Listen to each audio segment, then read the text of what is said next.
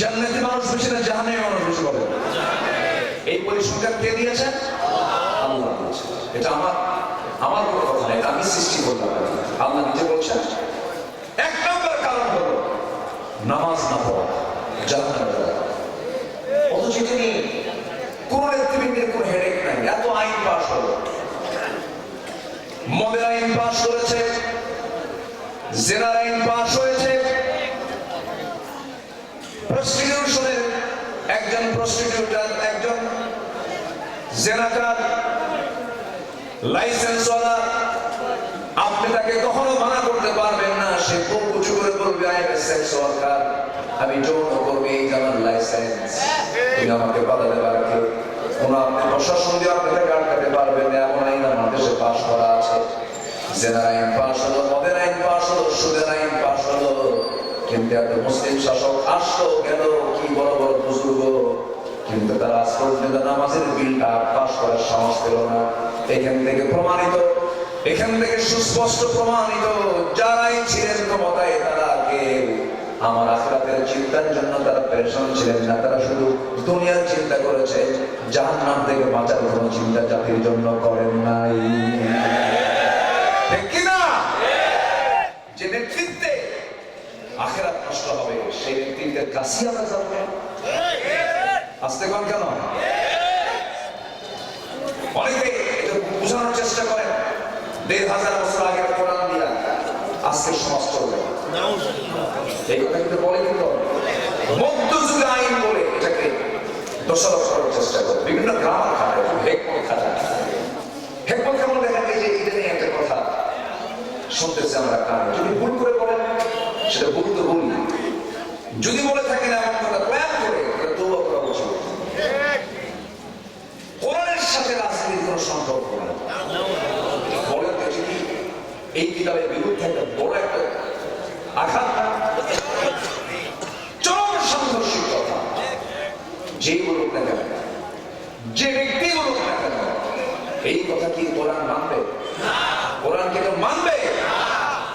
কখনো কোরআন মানবে না। এটা কি জানা? যে ডাক্তার বসে আছে, এটা চিকিৎসা কক্ষ, সুবহানাল্লাহ বলে একটা এখানে একটা ফ্যাক্টরির কথা আছে, জানেন? ওষুধ ফ্যাক্টরি। এই ফ্যাক্টরির দায়িত্ব, ওষুধ প্রস্তুতের দায়িত্ব, কেমিক্যাল হোল ইনস্ট্রুমেন্টের দায়িত্ব আল্লাহ কোনো মানুষকে দেয়নি। কারণ মানুষ কি করে? ভেজাল। মানুষ কি করে? ভেজাল। এই ডিপার্টমেন্ট আল্লাহ জানেন যে মানুষ কি করবে, এই জন্য আল্লাহ মৌমাছিকে দিয়ে দিয়েছে। যেরকম সুবহানাল্লাহ, মৌমাছির আরবি হলো নাহাল। আল্লাহ পাক ১১৪ সূরার মধ্যে আল্লাহ পাক এত গুরুত্বপূর্ণ হওয়ার জন্য একটা সূরার নামই মৌমাছি দিয়েছে। সুবহানাল্লাহ। অবশ্যই মৌমাছির একটা রহস্য আছে না? নাই? তুই যাই ওইদিকে যা, যাবো এই রহস্য কি ভাই তুই বের করে নিয়ে আসে বলেন। কমপক্ষে ফজর বুঝতে লেগে দেখা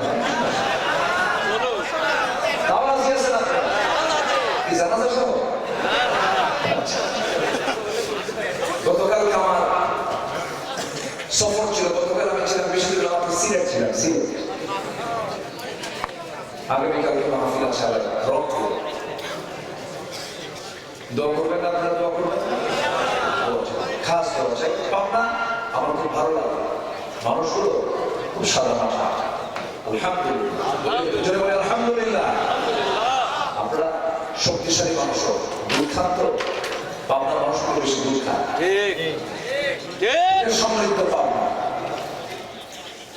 জান্নাতের খাবার বনিয়ে দেখে ফেলতেছেন আপনারা। পাবনার দুধটা বিখ্যাত, পাবনার ঘি পাবনার ঘি অত্যন্ত লোভনীয়, খুব ভালো জিনিস। ঘিতে মেধা প্রখর, আলহামদুলিল্লাহ বলেন। জান্নাতের খাবার, জান্নাতের 4টা নহর থাকবে। কয়টা নহর থাকবে বলেন? আগে থেকে বুঝতে করে নিয়ে আমরা যা খাবো তো। 1 নম্বর হচ্ছে মধুর নহর। বলেন কিসের নহর? মধু, এই যে নাহাল আসতেছে। আরেকটা হচ্ছে দুধের নহর, আরেকটা হচ্ছে শরাবের নহর। এই পসামত না কেউ কোম্পানি নাই, শরাবের নহর, যা খেলে লিভার বসবে না, চোখ লাল হবে না, যৌবন নষ্ট হবে না, মাতালও হবে না। যৌবন যৌবন মানে যৌবনের শক্তি ডাবল থেকে ডাবল হবে। এই সব আরেকটা হচ্ছে পানি, আরেকটা কি কয়টা নহর হলো? চারটা নহর। এর মধ্যে একটা নহর কোন জায়গায় আছে? আসতে কয় বিলটা সহ সব কোম্পানিগুলো এখান থেকে নিয়ে চলে যাবে। এই যে ডেভেলপে এইগুলো ঢুকলে শুধু পালা আর পালা, রাস্তা দখল, পালা। বলুন এত পালা কেন? যত পালা তত গরু। আলহামদুলিল্লাহ, গরু পালানো সহজ না, অনেক ধৈর্যের কথা। গরু পালতে নিয়ে মানুষকে গরু হতে পারে, বিশাল ব্যাপার। এটা আপনি খেদমত করছেন, আলহামদুলিল্লাহ। তো মধু আল্লাহ পাক মৌমাছিকে ডিপার্টমেন্ট দিয়ে যে তুমি এই ফ্যাক্টরিটা চালাও, মানুষকে দেখো না ওরা মধুর মধ্যে আরো শিরা ঢুকায়, ঢুকায় মিষ্টি শিরা ঢুকায়, ওদেরকে দেওয়া যাবে না, তুমি করো। আল্লাহ রাব্বুল আলামিন মৌমাছিকে ওহী দিলেন, ইঙ্গিত দিলেন, ওয়াউহা রাব্বুকা ইলান নাহলি আন ইত্তাখিযী মিনাল জিবালি বুয়ুতা ওয়া মিনাশ শাজারি ওয়া মিম্মা ইয়া'রিশুন। আমি মৌমাছিকে ওহী দিলাম, আল্লাহ বলছেন ও মৌমাছি গাছের ডালে পাহাড়ের পাদদেশে সুন্দর করে বাসা বানাও, মধু প্রস্তুত করে মধুগুলো সংগ্রহ করে সেখানে রাখো। 1973 সালে অস্ট্রিয়ান বিজ্ঞানী কার্ল ভন ফ্রিজ উনি গবেষণা করেছেন মৌচাক এবং মধু নিয়ে। তার গবেষণা কি আমলে নিয়ে সুইডিশ একাডেমি নোবেল পুরস্কার তাকে দিয়েছে। তিনি 3টা তথ্য দিয়েছেন, যে তথ্য সুইডিশ একাডেমি এটাকে মাথায় নিয়েছে, প্রশংসা করে তাকে পুরস্কার দিল। কিন্তু তিনি যে 3টা তথ্য দিয়েছেন, সেই তথ্য তিনি গবেষণা করলে করতে পারেন, কিন্তু সেই তথ্যের সঙ্গে কোরআনের 3টা তথ্যের হুবহু মিল হয়ে গেছে।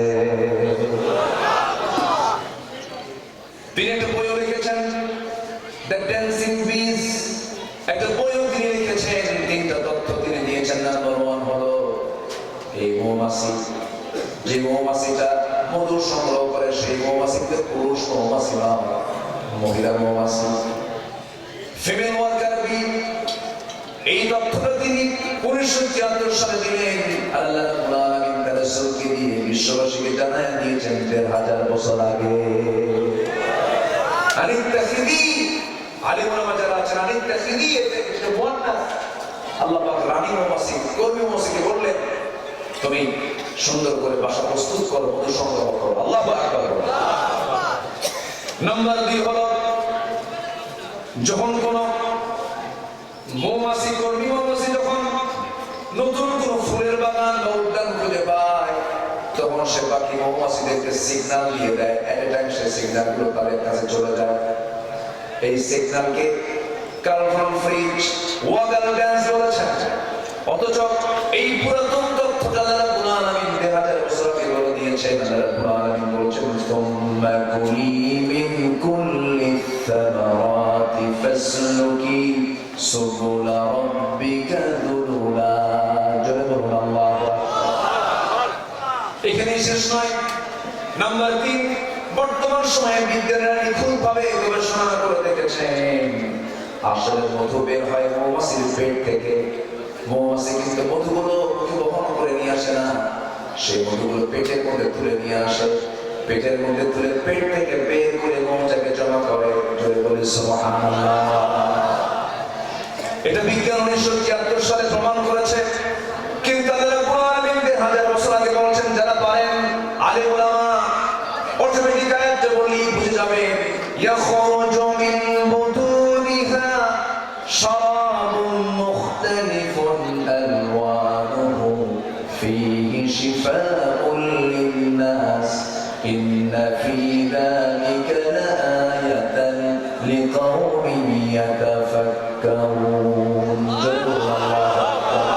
ইয়াখরুজু বের হয় মিন বুতুনিহা, ওই মৌমাছির পেট থেকে। বুতুন মানে পেট। মিন বুতুনিহা বের হয়, মিন বুতুনিহা মৌমাছির পেট থেকে সালামুন পানীয় অর্থাৎ লিকুইড বের হয়, মুখতালিফুন নানা আলওয়ান রং বেরঙে, ফিহি শিফাউন লিন্নাস, যার মধ্যে আল্লাহ রাব্বুল আলামিন মৃত্যু রোগ ছাড়া সমস্ত রোগের ঔষধ রেখে দিয়েছেন। সুবহানাল্লাহ। এখানে শেষ নয়, আরো কিছু কথা। 1 ঘন্টা লাগতো শুধু এই মৌমাছির গবেষণা করতে। আমি অত লম্বাই যাব না, শুধু দুটা পয়েন্টে বলে আবার বড় আলোচনায় যাচ্ছি। জাহান্নামে যাওয়ার কারণগুলো আমরা খুঁজে বের করছি। তাহলে বের করছি কয়টা?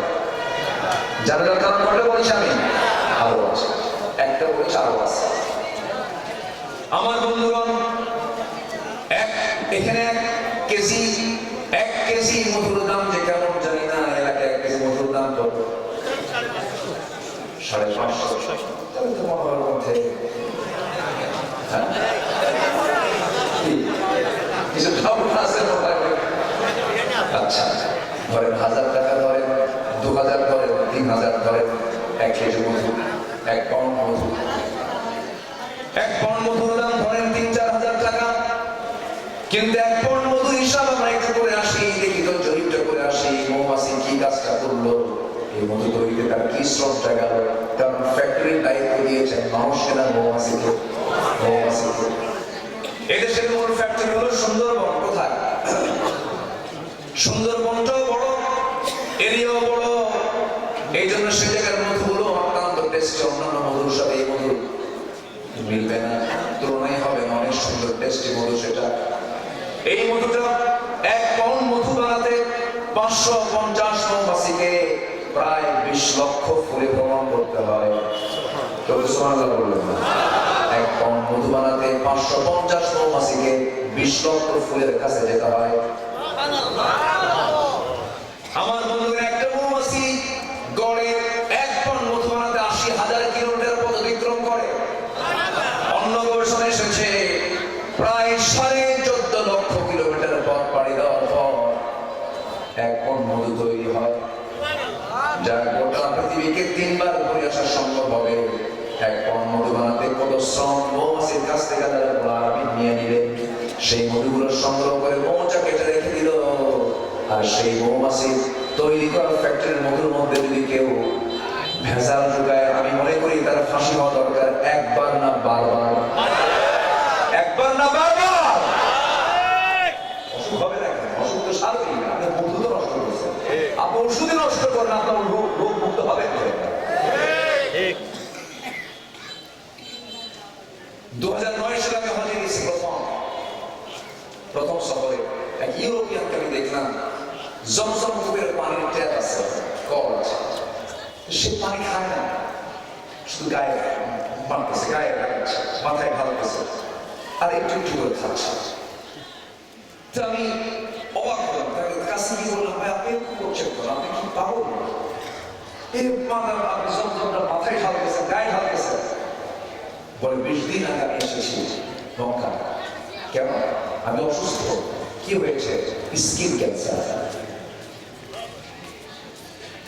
তুমি বলতেছেন, আমি চেক আপ করে দেখলাম। অনেকক্ষণ ধরে তার সাথে কথা বললাম। 2 দিন আগে উনি চেক আপ করেছেন জেদ্দায়।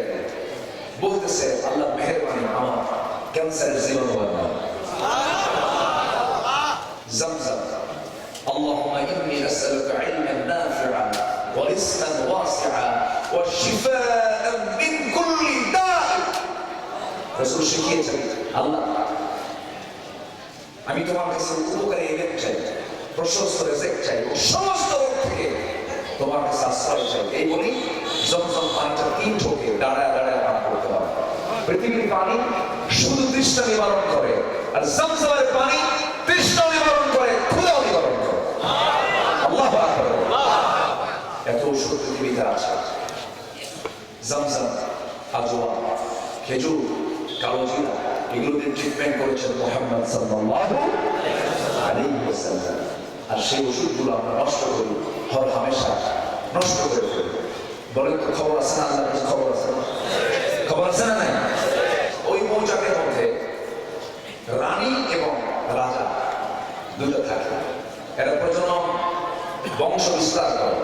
আর মধুগুলো যে সংগ্রহ করে হচ্ছে বন্ধা মৌমাছি। কি মৌমাছি? বন্ধা বুঝলেন তো? মহিলা, কিন্তু বাচ্চা বাচ্চা সুবহানাল্লাহ বলুন। আল্লাহ কি ডিপার্টমেন্ট দেখেন। আবার ওই মৌচাকের দরজায় অ্যাডমিনিস্ট্রেশন চালায়, ওদের মধ্যে ডিপার্টমেন্ট আছে, একটা হচ্ছে পুলিশ মৌমাছি, র্যাব, সিটা, কোবরা। কথা বললেন কি? এরা এখানে বসে থাকে। যখন কোনো মৌমাছি মধু আনতে সংগ্রহ করতে না, হঠাৎ করে যদি কোনো মৌমাছি পায়ের মধ্যে কোনো জীবাণু থাকে, ওই জীবাণু সহজে ঢুকতে নেয়, 4-5টা পুলিশ মৌমাছি একসঙ্গে একটা টাইম অ্যাটাক করে কামড়ায় ওকে মেরে ফেলে, আর বলে আল্লাহ দিয়েছে, মধু নষ্ট করা যাবে না। এটা আসতে বলেন সুবহানাল্লাহ। আমার বন্ধুগণ, এখানেই শেষ নয়।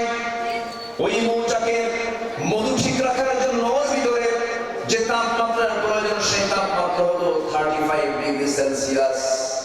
এর চেয়ে কম হলে মধুর কার্যকারিতা নষ্ট হয়ে যাবে, আবার বেশি হলে পরে কার্যকারিতা নষ্ট হয়ে যাবে।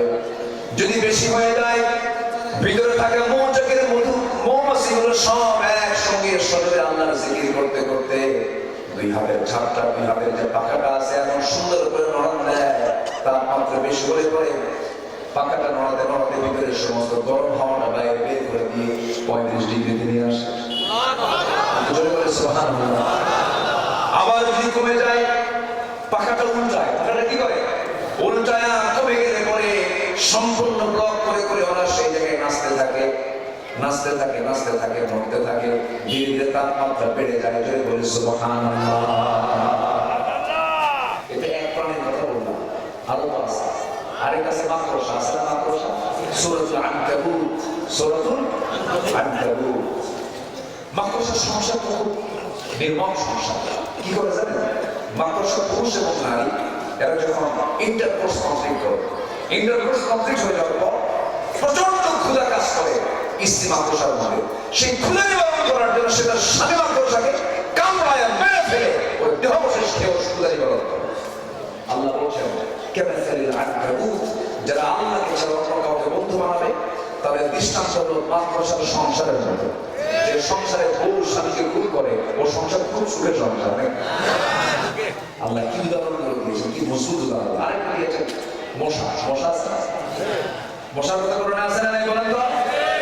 কাফেররা কাফারাল্লাহু বিহাদা মাসালা, তোমার রব কাম পায়রে কাজ করে কিতাবের ভিতরে মশার উদাহরণ দেওয়ার কি দরকার ছিল, কি প্রয়োজন ছিল?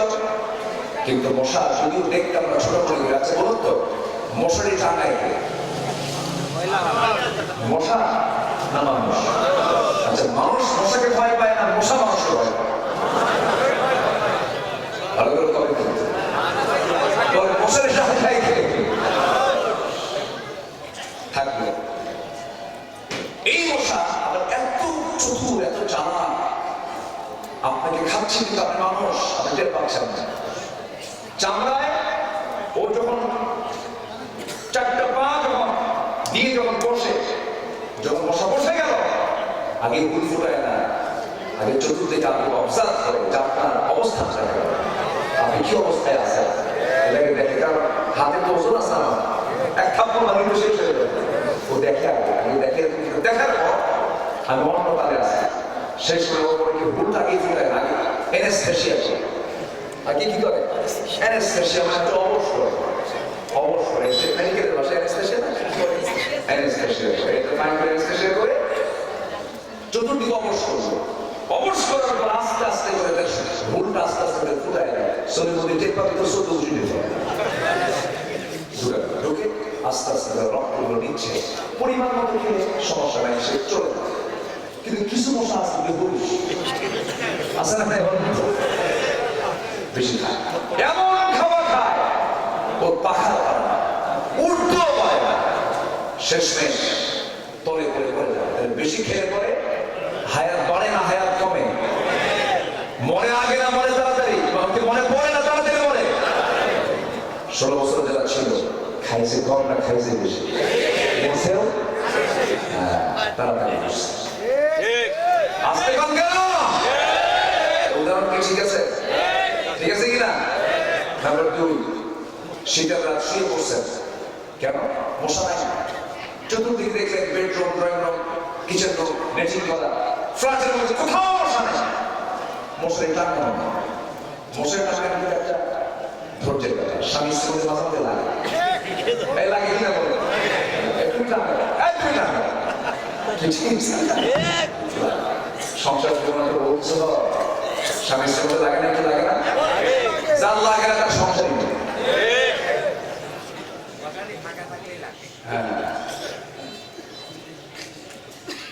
আল্লাহ তাআলা স্বামী স্ত্রী যেটি মহব্বত দিয়েছেন, সুবহানাল্লাহ বলবেন না? এক বুড়া ছেলে কি কাঁদবে, দাঁত একটা বললাম চাচা কাঁদবেন কেন, বউ না, আল্লাহু আকবার বলবেন না?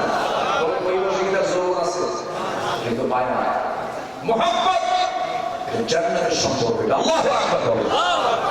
বাবারা বিয়ের আগে আপনার গ্রহণ করবো না, লাভ লস, জীবন যৌবন সম্মান মর্যাদা সুস্থতা শরীর সব যাবে, এগুলো করতে যাবে না। কি আসলে কখন যুবকরা ঠিক আছে কিনা, লস বিয়ের প্রয়োজন হলে বিয়ে শুরু করে দিলাম, যৌবনকে নষ্ট করা যাবে না, এটা একটা আল্লাহ দেওয়া আমানত, এটা আমানত, এই আমানতকে নষ্ট করা যাবে না। বিয়ের আগে ওয়ালা মুত্তাখিদাত আখদান, গোপন গোপন কোনো মিটিং দেওয়া যাবে না, ডেটিং করা যাবে না, সিটিং দেওয়া যাবে না। কি কথা কি বোঝা গেল? ডেটিং মিটিং সিটিং চলবে না, এগুলো সব চ্যাটিং আছে, কি চ্যাটিং, হ্যাঁ চ্যাটিং, এগুলো করা যাবে না। যুবকরা মনে মন খারাপ করছে, হুজুর খুব পছন্দ করি বলে না বলে সেগুলো করা যাবে না বাবা, এগুলো বাদ দিয়ে দেবে। জানো এগুলো ভয়াবহ পরিণতির আশা, কোনো লাভ হয় না, লস হয়। আমার বন্ধুগণ, ওই মশা রাতের আধারে আপনি দেখলেন লাইট দিয়ে কোথাও মশা নাই, কিন্তু যখন ঘুমিয়ে পড়েছেন, ঘুমিয়ে পড়ার 10 মিনিট যেতে না যেতে আপনার কানের কাছে এসে কথা নিশা, এটা কি না বলছে, এমন গান এমন আওয়াজ শুরু করেছে, ট্রেনের আওয়াজ পেয়ে ট্রেনের আওয়াজ তো শুরু করেছে, এই আপনাকে দেখবো কেমন কথা, ও কেমনে পেল, জোরটি বলছে, বিজ্ঞান বলতেছে 75 ফুট দূর থেকে টের পায় যে কোন শরীর মধ্যে শুয়ে আছে। আপনি বুঝতেছেন না, কিন্তু ঠিকই বুঝে নিচ্ছে। এখানে শেষ নয়, ও যে আওয়াজটা দিলে, আওয়াজটা কিন্তু তার কণ্ঠের আওয়াজ, এটা পাখার আওয়াজ। কিসের আওয়াজ বলেন? পাখার যে আওয়াজটা হয়, এত বিরক্তিকর যে আওয়াজটা আমার আপনার কানে আসে, এই আওয়াজটা হয় মূলত পাখাটা নাড়ানোর জন্য।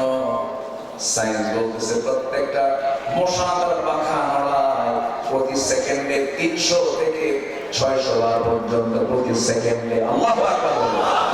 প্রতি সেকেন্ডে সেকেন্ডে আশ্চর্যজনক, এত দ্রুতগামী, এত দ্রুত নড়তে পারে এমন কোন মেশিন পৃথিবীতে আবিষ্কার হয় না।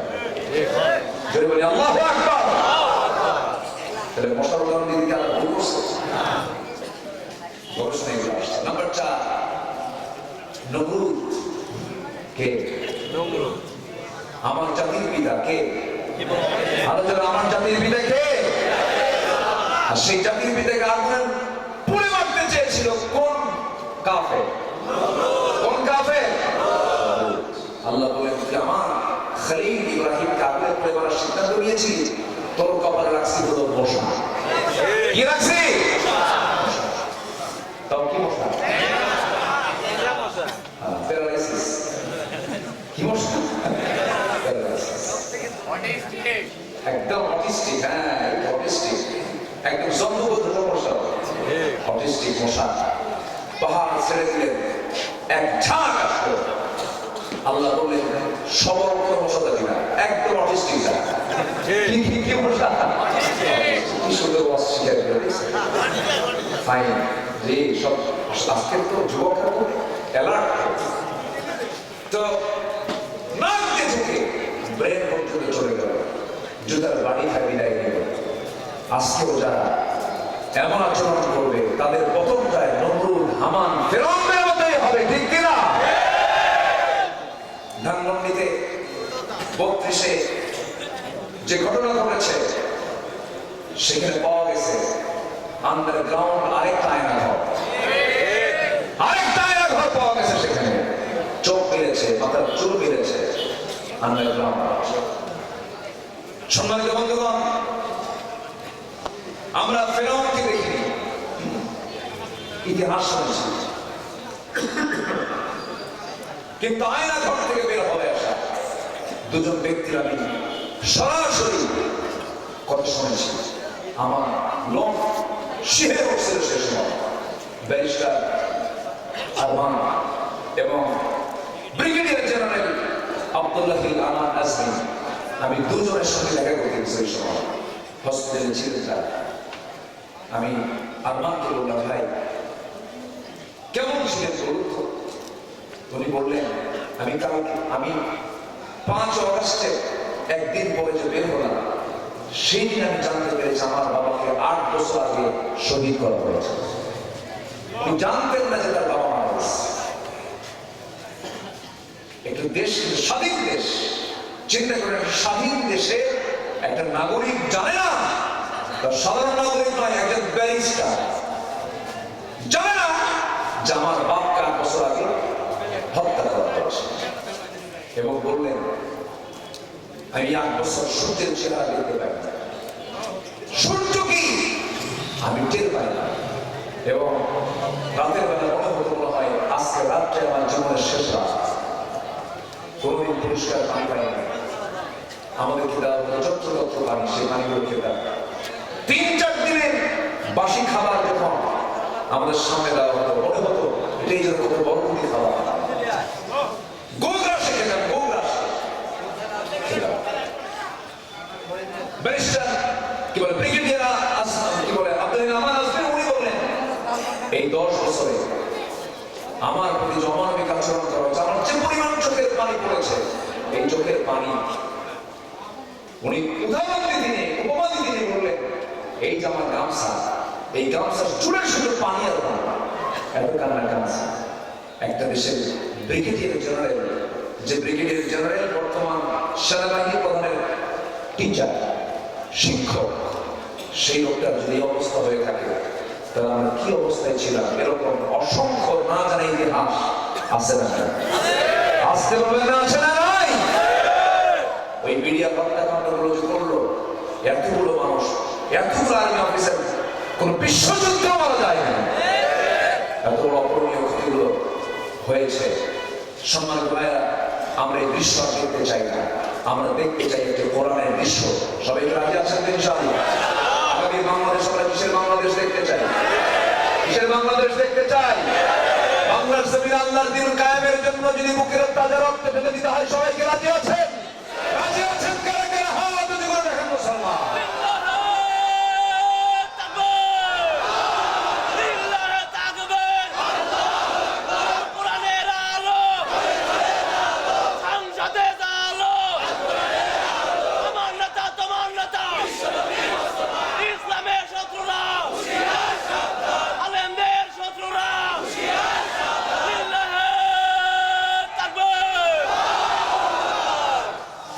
আল্লাহ কবুল করুন। সবাই জান দিতে রাজি আছেন তো? যত রক্ত লাগে দেব, প্রয়োজনে লোক পাঠাবো, আমি যাবো না।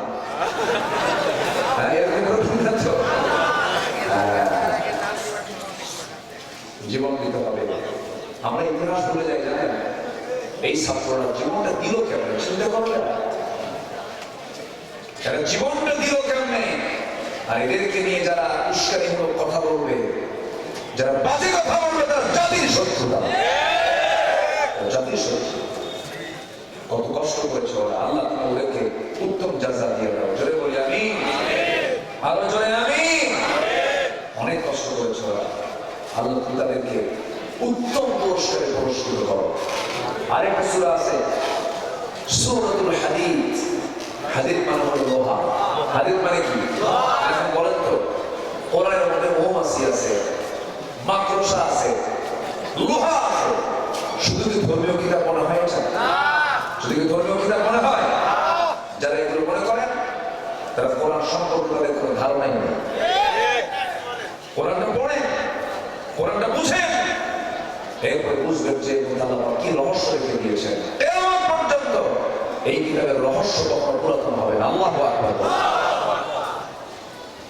আমার বন্ধুগণ, আল্লাহ রাব্বুল আলামিন মহান একটা সূরা নাযিল করেছেন। মহান রাব্বুল আলামিন নিজে বলেছেন, ওয়া আনজালনাল হাদিদা ফীহি বা'সুন শাদীদুন ওয়া মানাফি'ু লিন-নাস। এই লোহানি আধুনিক বিজ্ঞান বলছে লোহার সৃষ্টি পৃথিবীতে নয়, বহির্জগৎ থেকে এসেছে। কারণ পৃথিবীর পরিবেশে লোহা উৎপাদনের জন্য অনুপযোগী, কারণ লোহা উৎপাদনের জন্য যে তাপমাত্রার প্রয়োজন সে তাপমাত্রা সূর্যের মধ্যেও না, সূর্যের মধ্যেও নাই। লোহা উৎপাদনের জন্য আনুমানিক 5 বিলিয়ন ডিগ্রি সেলসিয়াস তাপমাত্রার প্রয়োজন। সূর্যের তাপমাত্রা হলো 15 million degree Celsius. 5 billion degree Celsius প্রয়োজন, এটা দুনিয়াতে তো সম্ভবই না, সূর্যের কাছেও সম্ভব না। এখন বিজ্ঞানীরা ধারণা করে দেখতেছেন, তারা বলছেন কোন সুপারনোভা হয়তো বিস্ফোরণ থেকে এই জাতীয় লোহা আগমন করতে পারে। মহান রব্বুল আলামিন ঠিক একই কথা 3000 বছর আগে বলছেন, ওয়া আনজালনাল হাদিদ, হে রাসূল আমি এই লোহাটাকে ওয়া আনজালনা, আমি নাযিল করেছি আকাশ থেকে। জোরে বলুন সুবহানাল্লাহ। আনজালনা মানে কি? নাযিল করেছি। নাযিল কি নিচ থেকে হয়, উপর থেকে হয়? কি উপর থেকে হয় কিনা? তাহলে এই যে তথ্যগুলো আল্লাহ পাক দিয়ে দিচ্ছেন, এটা কি পৃথিবীর কোনো মানুষের পক্ষে সম্ভব? যারা বলেন কোরআন দিয়ে দেশ চলতে পারে না, কোরআন দিয়ে সমাজ চলতে পারে না, এই কথা আমার দেশের মানুষ মানবে না। এদেশের মানুষ রক্ত দেওয়া শিখেছে, ফাঁসির মঞ্চে দেওয়া শিখেছে, ইসলামের জন্য বুকের তাজা প্রাণ ঢেলে দেওয়া শিখেছে। আমরা যতক্ষণ না পর্যন্ত এই জমিন আল্লাহর দিন কায়েম না হবে, আমরা আমাদের কাজ চালিয়ে যাব। আল্লাহ কবুল করুন, যদি বলে আমিন। নামাজ পড়বো কয় ওয়াক্ত? নামাজ না পড়লে কোথায় যেতে হবে? নাম্বার 2 হলো ওয়ালাম নাকুনু তু'ইমুল মিসকিনা ওয়া কুননা নাখুদু মা'আল খাইদিন। নাম্বার 2 হলো বান্দার হক আমরা নষ্ট করেছি। এক নাম্বার হলো আল্লাহর হক আমরা নষ্ট করেছি, নামাজ পড়ি নাই।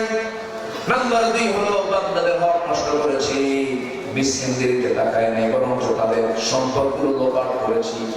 বৃদ্ধ ভাতা খাইছে কি না? বৃদ্ধ ভাতা খেয়ে ফেলছে, আছে না? একদম আছে না? রাস্তার টাকা মেরে খেয়ে শেষ করেছে। দেশ থেকে টাকাগুলো পাচার করে সব নিয়ে চলে গেছে, কিছুই রাখে না। দেশের সন্তানগুলোকে দেশেও পড়ায় না, ইউরোপ পড়াইছে, আমেরিকায় পড়াইছে। দেশকে এত ভালোবাসে, সন্তানগুলোকে দেশে পড়ালো না। ভার্সিটি তারাই বানালো, কিন্তু সেই ভার্সিটি মেয়েদের সন্তানগুলো পড়ালো না। ভার্সিটির সন্তানদের হাতে তুলে দিয়েছে ইয়াবা, মদ, বোতল, অস্ত্র, আর ওদের কি ইউরোপ আমেরিকায় পড়াইছে।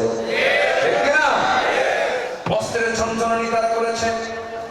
বিশ্ববিদ্যালয়গুলোকে তারা মিনি ক্যান্টনমেন্ট বানিয়েছিল, এত কিছু তারা করেছিল। আমার বন্ধুগণ, আমিও ঢাবির ছাত্র ছিলাম, বানায় একটা কথাও বলছি না। ভার্সিটির যে চিত্র এই 16 বছরে যা ছিল, সেখানে শুধু সমকামিতার হার বেড়েছে, জেনার হার বেড়েছে, অবাধ যৌনাচারের হার বেড়েছে, নেশার পরিমাণ বেড়েছে। সমকামিতাকে প্রমোট করার জন্য তারা বিভিন্ন উস্কানিমূলক বিভিন্ন কথা বলেছে। এমনকি শ্রেণীর পাঠ্য বইয়ের মধ্যেও ঢুকিয়ে দিয়েছিল ট্রান্সজেন্ডার। মনে নাই? ট্রান্সজেন্ডার মনে নাই?